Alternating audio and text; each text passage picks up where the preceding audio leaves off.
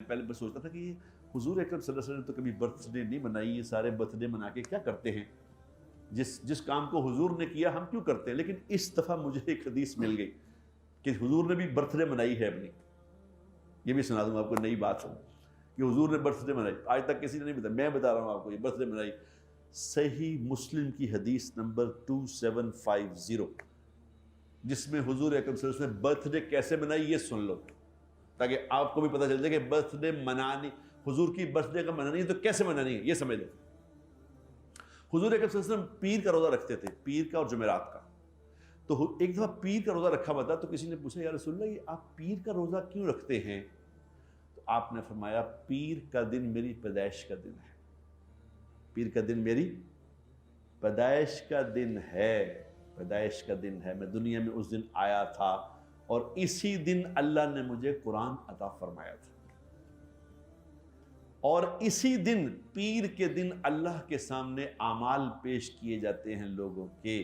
तो हुजूर अकरम सल्लल्लाहु अलैहि वसल्लम चाहते हैं कि जब मेरे आमाल पेश किए जाए तो मैं रोजे में हूं। हुजूर अकरम सल्लल्लाहु अलैहि वसल्लम का बर्थडे मनाने का तरीका है रोजा रखना हुजूर की पैदाइश वाले दिन। ये साबित है हदीस से, हदीस मैंने बता दी क्या है। हुजूर ने जो काम किया था वो ये किया था, अपनी पैदाइश वाले दिन रोजा रखा था। बाकी इसने जो करना करे, लेकिन हुजूर ने रोजा रख के पैदाइश अपनी मनाई है।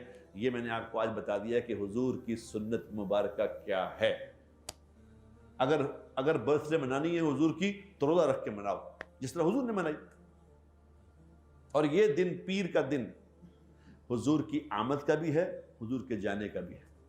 इसी दिन तशरीफ लाए, इसी दिन वापसी हुई, एक ही दिन अल्लाह ने रखा है। और ये रबीउल अव्वल आ गया तो आज अब जनाब क्या होगा रबीउल अव्वल को बताओ, क्या करेंगे। नाउज़ुबिल्लाह, वो केक काट रहे हैं। मैं देखा किसी बड़े आदमी केक काटा कि ये आज हम केक काट रहे हैं। मैंने पिछली दफा देखा वो पता नहीं कितने मन का केक काटा, और मौलवी पगड़ियां पहनी हुई उन्होंने केक काट रहे हैं।